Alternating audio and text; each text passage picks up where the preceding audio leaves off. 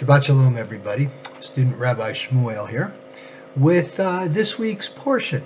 And this week's portion is about Moses' father-in-law, Jethro, who comes to see him, and it is aptly named Jethro. Now, Jethro was Moses' father-in-law. When Moses left Egypt and he ended up in Midian, he met Jethro's 7 daughters by the well, and he was taken into their household, married his oldest daughter, Tzipporah, or as Charlton Heston referred to her in the movie The Ten Commandments, Zipporah. They formed quite a very close relationship. Jethro not having any sons, Moses being sort of like a son to him, he was. And of course, Moses was called back by God to help free the Israelites from the house of bondage in Egypt. So Jethro shows up and tells Moses that he had heard about what happened. And it went kind of something like this. Jethro comes back and says, "Moses, I heard what you did, what happened to the Egyptians. Good man. Now, what are you doing now?" And Moses says, "Well, father-in-law, I've got all these Israelites since I'm a prophet and I'm in touch with God. I'm the one that is basically adjudicating or hearing all their issues and just kind of ruling in ways of justice." Jethro looks at him and says, "Moses, all these people, these 2 million people, and you're going to hear all of them? You're going to be here for 40 years. Why don't you do this? Why don't you delegate? Why don't you have some of your elders who can't be bribed, who have no interest in money, hear all the lesser issues?" And Moses looks at him and says, "Father-in-law, we are talking about Jews, right?" No, he says Jethro. Find Israelites that don't have any interest in money, that can't be bribed." And Moses says, "Like I said, father-in-law, we are talking about Jews here, right?" A little humor. But basically, that's what happened. Moses was hearing people's issues, their judicial issues, and he was making decisions in matter of justice. And it was Jethro's idea that he delegates. He has some of the top elders hear the real important stuff, and again going down, hearing lesser officials, hearing lesser issues, etc., etc. Now, some people thought this was a brilliant strategy from Moses to alleviate some of his responsibility. Other people, the Orthodox, feel that Moses, being the prophet, in delegating his responsibility, was really kind of abdicating some of his responsibility anyway. So, again, 3 Jews, 5 opinions. Next, what happens is very significant, because Moses prepares to go up Mount Sinai to receive the 10 Commandments. Now, the multitude of Israelites, the Kal Yisrael, the congregation of Israel, had given Moses a hard time in a lot of different instances. They complained about water. They complained about food. They complained about being in the wilderness with no shelter. They complained about the Egyptians coming after them and capturing them again. Excuse me. But when Moses announced that he was going up to commune with God and get the 10 Commandments, the Israelites, without any other knowledge, says, "We will hear and we will obey. We will receive the 10 Commandments and we will obey." They were almost unanimous in wanting to hear the 10 Commandments. Moses went up for 40 days, and God announced the 10 Commandments to Moses. All the children of Israel, all the Israelites, heard the first commandments. Now, what happened after that is that a lot of the Israelites couldn't handle hearing the voice of God. So after hearing the first couple of commandments, or hearing all 10 of them at once, or hearing just the first one, depending on different sages' opinions, Moses basically just talked to God individually, and then he came down and gave them the 10 Commandments.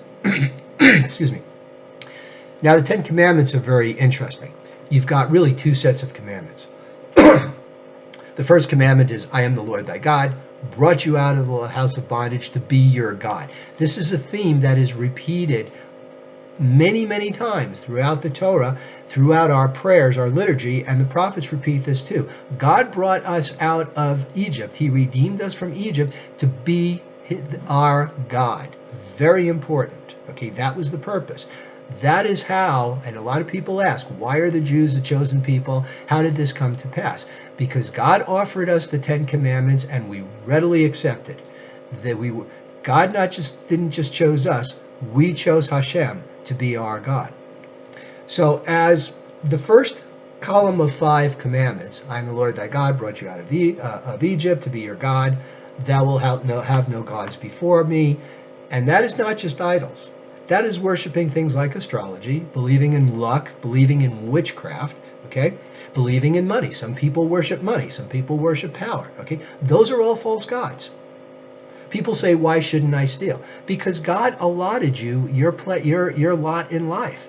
You have what you have by the grace of God. When you take from someone else, you are going against God's will for what you are supposed to have. Now, it doesn't mean that's all you're going to have. I mean, certainly you can work and you can make more. You can lose things. Things happen in life. But to take from someone else whose lot was also allotted by God, you're really interfering with God's plan. Hence the commandment, thou shalt not steal, is really on the other side of the column as far as being part of God's commandments, a commitment to follow God. Okay, we also have honor the Sabbath and keep it holy. That's the 4th commandment, and of course we have honor thy father and thy mother. Now, why is that in the same column as all the commandments with God?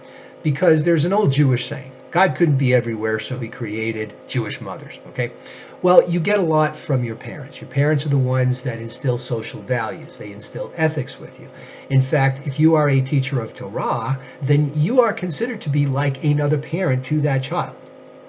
Right? Honor thy father and thy mother. Teach your children the ways of Torah. There it is.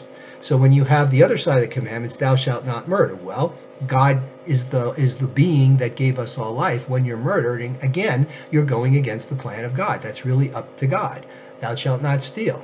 Okay? Thou shalt not covet thy neighbor's anything, their properties. Again, okay, your neighbor has according to his or her lot because of what God gave them. Right? And finally, do not bear false witness. 9th commandment, thou shalt not bear false witness. Okay.